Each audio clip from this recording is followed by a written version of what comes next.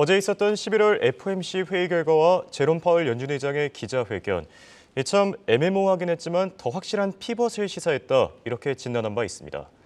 자, 실제로 그동안 죽어가던 국내 증시도 어제 이 강한 상승 기폭제로 작용을 했고요. 또 오늘 미국 증시도 정말 시원하게 끌어올려줬습니다. 이에 따라 세계 경제 대통령 타이틀이 지금 제롬 파월 연준 의장에서 제니 옐런 재무장관으로 넘어갔다, 이런 평가들도 나오고 있다고 하는데요. 이런 얘기들은 왜 들리고 있는 건지 한국경제신문의 한상춘 논설위원과 얘기 나눠보겠습니다. 안녕하십니까? 네, 안녕하십니까? 자, 미국 국채금리 급등세가 많이 완화됐습니다. 4.62%까지 한데 떨어지기도 했고요. 이에 따라 오늘 미국 증시 좀 시원하게 올라주지 않았습니까? 네, 어제 방송이 끝나고 나서 예. 이 방송을 총괄하는 김채연 PD랑 같이 얘기할 기회가 있었는데요. 페드 회의는 모든 방송에서 예상대로다. 예. 그리고 피벗에 대해서는 애매모호했다. 하지만 우리가 어제 방송을 통해서 더 확실한 피벗이다. 근데 페드와 파월이 준 게 아니라 앨런이 줬다. 예. 그래서 어제 미국 증시도 상당히 많이 올랐습니다는 오늘도 미국 증시가 많이 올랐죠. 예. 지금 1.7%, 나스닥 1.78% 정도에서 어제에서 강한 반등세를 보였다, 이렇게 보시면 되겠는데요. 다시 한번 말씀드리면 예. 피벗은 이번에 피벗 목적은 국채금리 급등을 잡는 거다, 이렇게 보시됐습니다. 그래서 기준금리 조타력이 없을 때는 국채금리 급등이 잘 잡히지 않는다. 그러면 사실 피벗이 통화정책의 전유물은 아니다. 예. 페드의 전유물은 아니다. 그런 측면에서 오히려 그 프라이스 메커니즘, 즉 기준금리 조정하는 것보다는 수급을 조정하는 게 좋다. 그러면 수급을 조정하는 사람이 뭘까 하는 측면은 재무부의 수장인 제닛 앨런이다. 그래서 더 확실한 피벗을 줬다, 이렇게 말씀을 드렸었는데요. 오늘도 어제 국채금리 하락세가 이어졌죠. 예. 지금 이제 홍익거께서 말씀해 주셨습니다는 국채 입찰 물량 조율 관계로 해서 사실상 10년물 같은 경우에는 지금 마감 지수로 4.67%, 이것도 많이 떨어졌습니다는. 그렇죠. 장중한 때 4.62까지 떨어졌습니다. 그래서 이틀 사이에 미국의 10년물 국채금리가 40bp 떨어졌습니다. 오늘 시장금리 통화정책에 민감한 사실 2년물 금리 같은 경우에는 예. 마감 지수로 어제에 비해서 어제 워낙 급락했기 때문에 조금 반등하긴 했습니다는. 예. 사실 5% 붕괴됐고 이틀 만에 20bp 정도 이렇게 떨어진 상태거든요. 그런 과정에서 보면 지금 국채 금리 급등 문제로 인해서 증시 악재인 점을 감안해 볼 때 이게 단기에 해소되다 보니까 미국 증시가 어제 이어서 오늘도 아주 반겼다. 그래서 3대 지수가 1.7% 이상 올랐다. 그래서 지금 거래일 기준으로 4일 연속 오면서 미국 증시에 다시 또 오늘 같은 경우에는 워낙 많이 올라서 크리스마스 랠리, 땡스기빙 랠리 이런 얘기들이 다시 들리더라고요. 그래서 분위기가 완전히 호전되고 있다, 이렇게 볼 때 있습니다. 네. 사실 지금 미국 증시뿐만 아니라요, 국채금리가 하락하면서 전 세계 증시가 환호하고 있는데 어제 국내 증시도 시원하게 올라줬었죠. 네. 어떻게 생각하십니까? 미국의 국채금리 급등 문제는 미국뿐만 아니라 우리도 그렇고 전 세계의 증시에서는 악재였었죠. 예. 이게 이제 해소되니까 뭐 맞은 게 뭐 해다 해서 반가운 것이 이렇게 해결되다 보니까 세계 주가가 이렇게 올랐다, 이렇게 됐습니다. 예. 사실 어제 이후에 거래일 기준으로 하루가 됐는데요.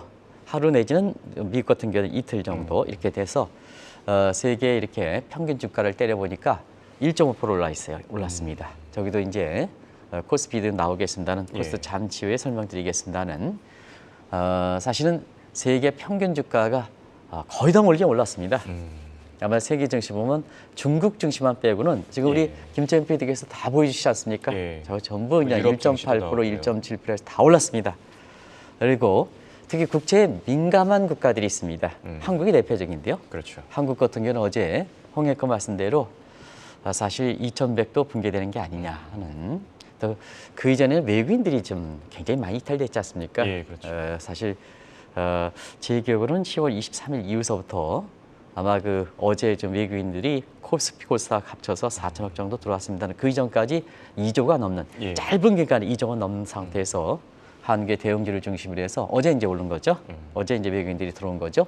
그래서 이렇게 증시가 붕괴되는 것이 아니냐 하는 속에 사실 미국의 국채금리 급등 문제가 완화되다 보니까 국채금리 급등에 가장 민감했던 한국의 증시가 시원하게 올랐다 이렇게 됐습니다. 우리 증시 보면 어제 코스피가 한 41포인트 올랐어요. 예. 그리고 코스닥이 많이 올랐습니다. 33포인트. 저게 하루 4.5%, 4.6% 올랐습니다. 하루입니다. 예. 하루였습니다. 그래서 사실 아직도 부족합니다는 모처럼 한국 증시를 끌어올렸다 이렇게 됐습니다.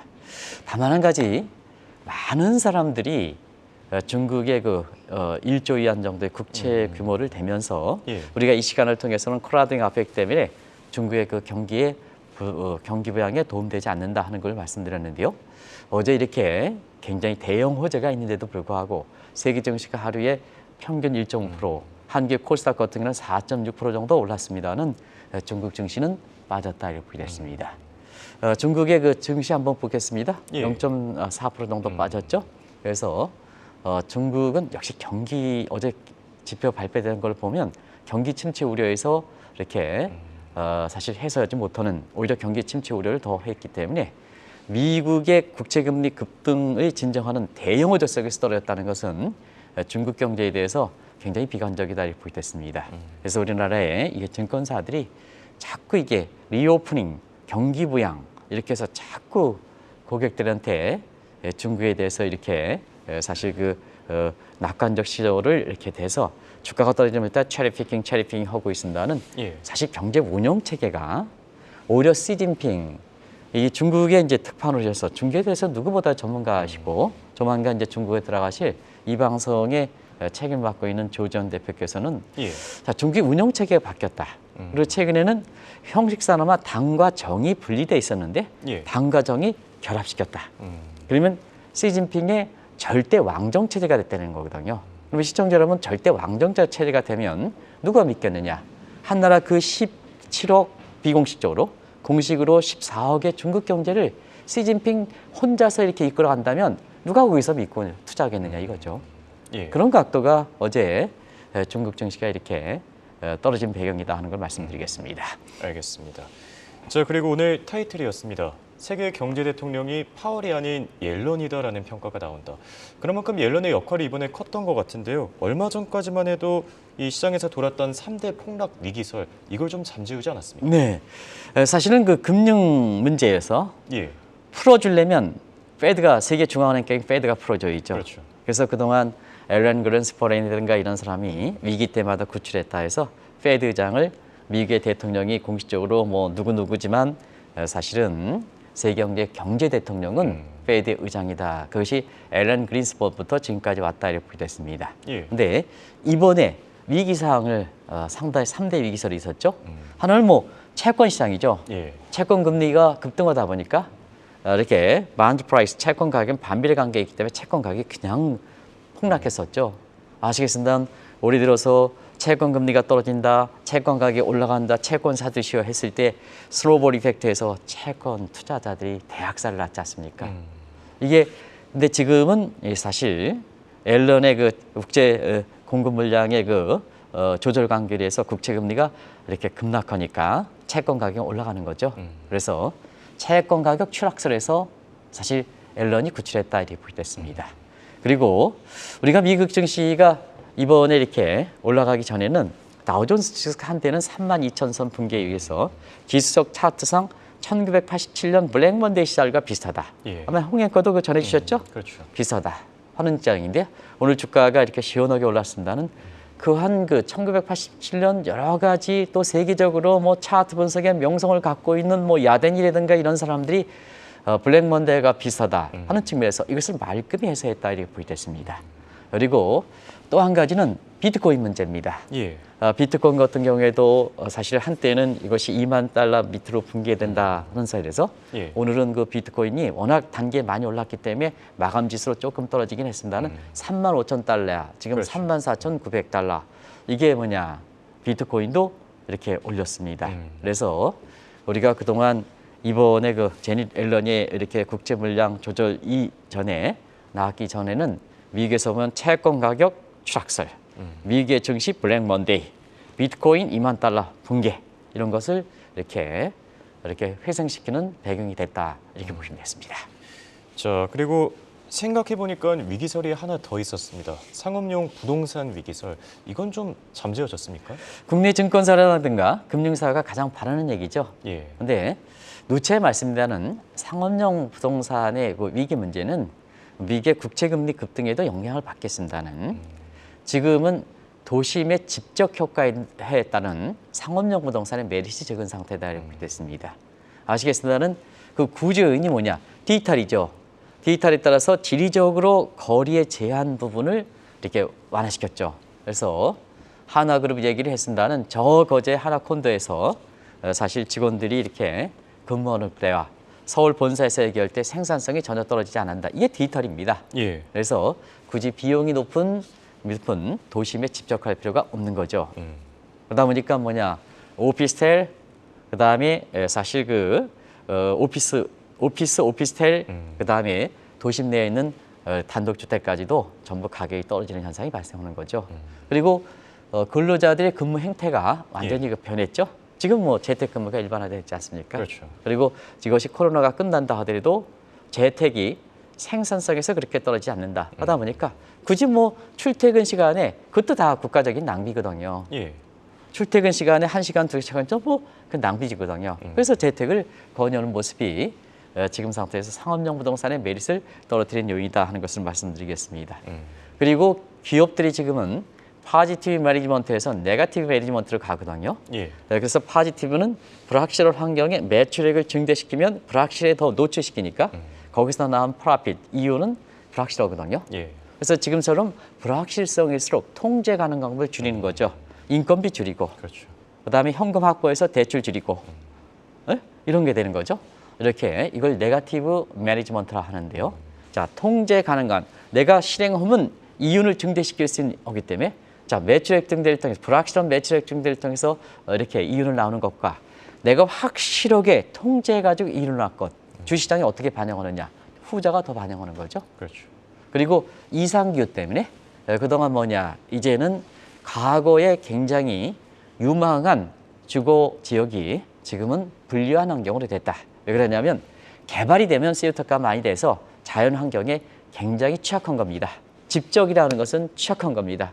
그래서 오히려 주거 환경이 이렇게 과거 유망 지역에서 다른 지역으로 이렇게 바뀌는 과정에서 과거 이렇게 유망 지역의 상징물에 하는 상업용 부동산 건물은 계속해서 떨어지는 환경이다. 이 문제는 앞으로도 지속된다 이렇게 보게 됐습니다. 예.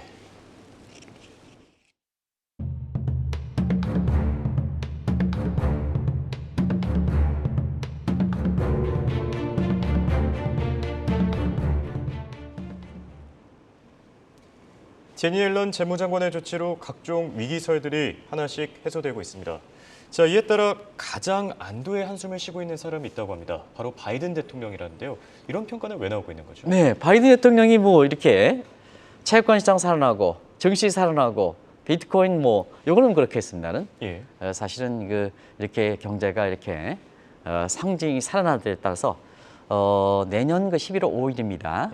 대통령 선거가 40대 대통령 선거인데 꼭 1년 앞으로 다가왔죠. 예. 그런 측면에서는 바이든 대통령이 가장 반기는 거죠. 아시겠습니다는 내년에 그 40대 대통령 선거에서 꼭 1년을 앞두고 상태에서 예. 자 41대 대통령 선거는 지금 양당 후보가 뭐 별다른 임무는 없는 한 리턴 매치가 될 겁니다. 바이든과 트럼프의 리턴 매치가 될 겁니다. 그러면 자 40대 대통령 선거에 지금 4대 이슈가 되는 부분을 지금 여론조사에서 뽑았는데요. 미국 경제 문제, 그리고 양대 선거, 양대 전쟁, 아시겠습니다는 우크라이나 전쟁, 이스라엘과 팔레스타인 간의 지금 전면전이라 그래서 전쟁으로 표현했습니다. 그리고 자 개인적인 입장에서는 바이든은 고령 리스크, 그리고 트럼프는 사실 사법 리스크. 근데 요즘은 이제 바이든 대통령보다 트럼프가 말 실수가 더 많은 것 같아요. 그래서 고령 리스크는 물리적으로 보면 바이든이 높지만 지금 행태를 보면 트럼프가 스트레스가 많아서 그런지 오히려 고령 리스크가 트럼프가 더 많다. 이렇게 얘기까지 하는데요. 이 4대 이슈 중에서 가장 큰 문제가 사실 경제 문제라고 이렇게 꼽고 있는 상태거든요. 그런 상태에서 자 국제금리 급등에 따라서 예. 민주당의 전통적 지지층인 중하위 계층들이 지금 홈레스 우려가 있지 않습니까? 그렇죠. 왜냐하면 저금리 시대에 돈을 빌려가지고 이렇게 주택을 했는데 갑자기 고금리 되다 보니까 언제 내가 쫓겨날지 모른다는 홈레스가 되는 거거든요. 그러면 바이든 대통령 입장에서 치명타가 되는 거거든요. 그런데 이번에 이렇게 국제금리 안정에 따라서 예. 이 사람들의 사실 경제 고통이라든가 홈레스 같은 이런 분의 우려가 불식시킨다 준다면 가장 뭐냐, 지금 여론조사 결과에서 보면 트럼프라든가 바이든이 많이 쫓아왔어요. 그래서 경합관계 있는 상태에서 보면 바이든 대통령이 희색을 줄일 수밖에 없죠. 그래서 이번에 그 좀 더 지켜봐야 되겠습니다는 이번 조치를 해서 금융시장이 안정을 보이고 국제금리가 안정을 떠옴에 따라서 그 누구보다도 바이든 대통령이 가장 반기고 있다는 것이 워싱턴의 정치 평론에 가장 이렇게 전문적인 게 폴리네코라고 있거든요. 예. 이렇게 폴리네코라든가 평가는 그렇게 나오고 있고 또 본인 자신도 굉장히 이렇게 참으면서 웃음을 한다 그래요. 그게 이제 저랑 이렇게 새벽에 이렇게 통화한 사람들의 얘기거든요. 예. 참으면서 지금 상태에서는 너무 웃음을 지면은 또 지도 입장에서는 안 되겠죠. 예. 지속적으로 다지는 게 중요하겠죠. 다지는 건 아직 불안 요인이 있지 않습니까? 남아있죠. 그래서 이게 다지는 게 필요한데요. 속으로는 굉장히 반겼다 이렇게 나온다 이렇게 됐습니다. 예. 자, 그리고 이런 평가가 있습니다. 옐런의 이번 국채 물량 조절 조치는요, 사실 재정 사이드의 성격이 떼야 되는 게 맞는데 통화 정책의 성격이 짙었다. 이런 평가는 왜 나오죠? 네, 사실상 지금의 문제를 야기시키는 게 2020년 3월서부터 너무 단기에 물가 진단 못하고 예. 물가를 키워서 본인 자신이 책임 회피성으로 금리를 빠르게 올렸지 않습니까? 경제 주체의 대응 능력과 관계없이 예. 좀 금리를 올릴 때 대응 능력을 좀 생각해야 되거든요. 부작용을 줄이려면. 그러다 보니까 그 부작용이 나왔던 측면이 우리가 보면 R스타 금리, R더블스타 금리인데요. 자, R스타 금리, 실물 경제 균형을 주는 금리. 예. 그다음에 R더블스타 금리, 금융 시스템을 가져가는 금리. 이지 않습니까? 다들 아시겠습니다는. 예. 자, 금리 급등 과정에서 R스타 금리가 R더블스타보다 굉장히 높아졌거든요. 그러다 보니까 금융 시스템이 불안해 올해 3월 달에 SB 사태를 비롯한 지방위기, 상업용 부동산 문제, 주가 떨어져, 채권 가격 떨어져, 비트코인 가격 떨어져 이 문제를 발생시켰거든요. 그러면 이것을 좀 이렇게 후속 조치를 해서 페드라든가 파월이 유연한 사고를 갖춰서 부작용도 같이 물가를 안정하는데 부작용은 많이 나타난다면 그것도 생각해서 속도를 조절해야 되죠. 그렇죠. 근데 고집스럽게 과거의 1980년대 볼거식으로 자, 물가가 일시적으로 안정된다. 완전히 다 잡기 전에 사실 그때 당시에는 대선생님께서 금리를 내렸던 것이 물가를 폭등시켜서 결국 볼거의 실수가 됐으니까 예. 페드에 치역이지 않느냐. 이런 상태에서 파월이라든가 페드 인사들이 그 물가를 잡기 위해서 고집스럽게 금리 인상 부분 또 금리 인상이 안 된다 하더라도 매입하기 전에 얘기했던 거거든요. 그러니까 페드라든가 파월이 못 오는 거 아니겠습니까? 예. 근데 제닐은 재무장관이지만 국제금리 있지 않습니까? 국제 진행시킬 때는 앞서 말씀드린 게 수급적인 측면에서 물량 조절을 하면 되죠. 근데 제닛 옐런은 파월 의장보다도 사실 통화 정책에 있어서는 달인이죠. 당연하죠. 지금 페드 파월 의장이 이렇게 의장을 맡고 있습니다는 어제도 말씀드렸으는 제닛 옐런이 재무장관입니까? 지금 재무장관이지만 사실 페드로서는 가장 잔뼈가 그것도 위기 상황 때 가장 미국을 좀 극복한 사람 아니겠습니까? 제닛 옐런이 예일대 출신이긴 합니다는 예일 거시경제 패러다임에서 페드 이사서부터 시작해서 지방 연준 총재까지 가 페드의 통화정책 부의장 가 여성으로서 2014년 처음으로 의장대 이거 파월에 대비할 게 아니죠. 그러다 보니까 이번에 뭐냐 비록 국채금리 이렇게 물량 조정이지만 통화정책이 해줘야 될 걸 재무장관이 해줬다 해서 이것이 뭐냐 결과적으로 보면 사실 재정정책이긴 하지만 통화정책의 성격을 갖고 있다. 그러면 파월과 페드는 쥐구멍을 찾는 거죠.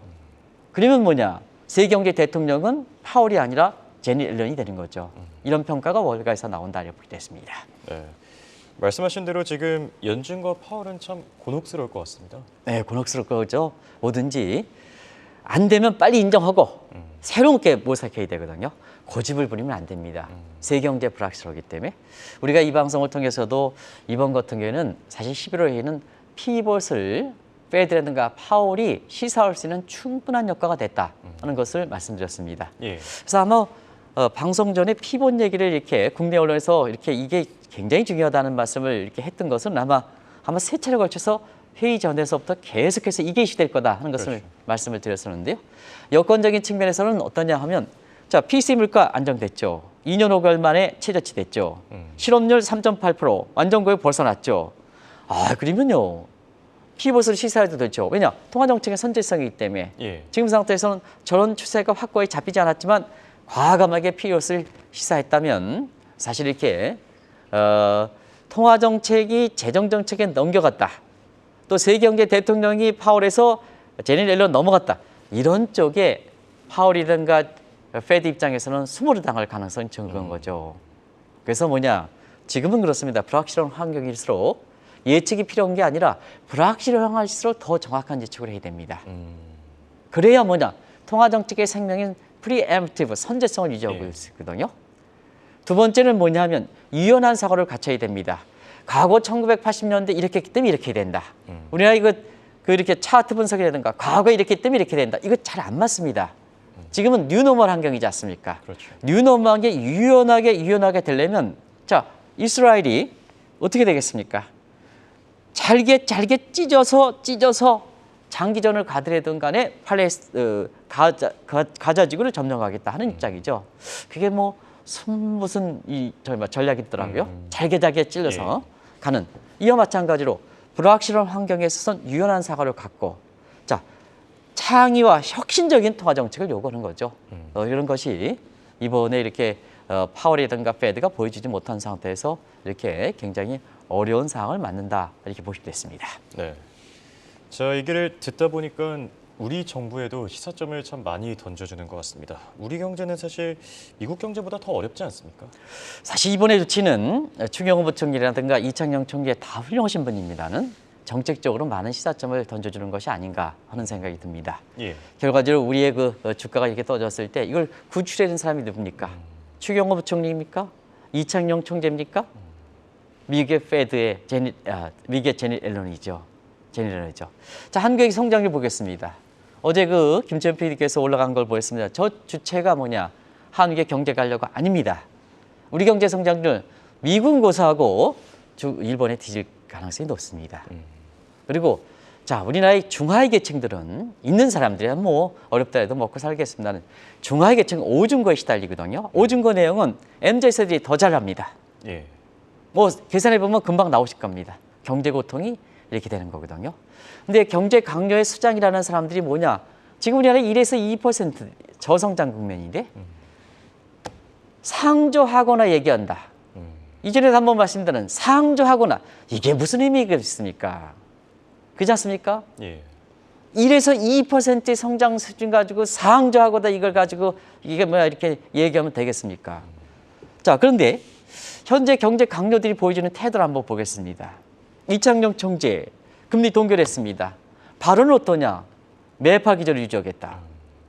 그러면 고금리 시대의 금리 동결은 긴축입니다. 저금리 시대에 나올 때 동결은 저금리 기조죠. 예. 비둘기파죠. 이거 그렇게 생각하셔야죠. 지금은 고금리 상태지 않습니까? 우리나라도 금리가. 근데 동결은 그거는 뭐냐? 완화가 아닙니다. 긴축으로 받아들이죠. 왜냐하면 꼭대기까지 올라가서 더 이렇게 풀지 않기 때문에 그렇습니다. 여기에 매파 발언도 그 모르는 거냐 우리 경제. 물가만 남는 거냐. 물가도 제대로 예측을 못하겠습니다는. 자, 물가 뭐냐. 9월이면 안정되겠다. 9월 물가가 더 올랐습니다. 이런 예측까지 하겠습니까? 자, 추경호 부총리. 야당에서 요구하는 재정 지출은 안 하겠다. 근데 협치가 되는 겁니까? 지금 상태에서 1에서 2%이려면 야당이 요구하는 재정 지출 받아들이고 그럼 야당 입장에서도 자, 재정 준칙 같은 경우는 여당에서 받아들이는 예. 서로가 기브앤테이크해서 한국 경제, 우리 국민들, 우리 후손 세대를 잘 살도록 해야죠. 그렇죠. 근데 지금 한번 보겠습니다. 재정 지출은 안 돼. 통화 정책에서는 금리 동결의 매파를 유지해. 그럼 우리나라의 저성장 정서는 뭐가 주탈표입니까? 재정 정책과 그다음에 통화 정책은 긴축을 유지하는데 뭐 가져옵니까? 수출 가져오겠습니까? 환율이 더 먼저 올라가면요 외환위기 불거질 소지가 있는데요. 예. 그렇지 않습니까? 그런 측면에서 이번에 제닛 옐런이 보여준 것은 자, 우리 추 부총리라든가 이창용 총재 입장에서는 굉장히 중요한 시사점을 던져준다는 걸 꼭 좀 말씀드리겠습니다. 예. 알겠습니다. 이렇게 오늘은 한국경제신문의 한상춘 논자위원과 얘기 나눠봤습니다. 감사합니다. 네, 고맙습니다.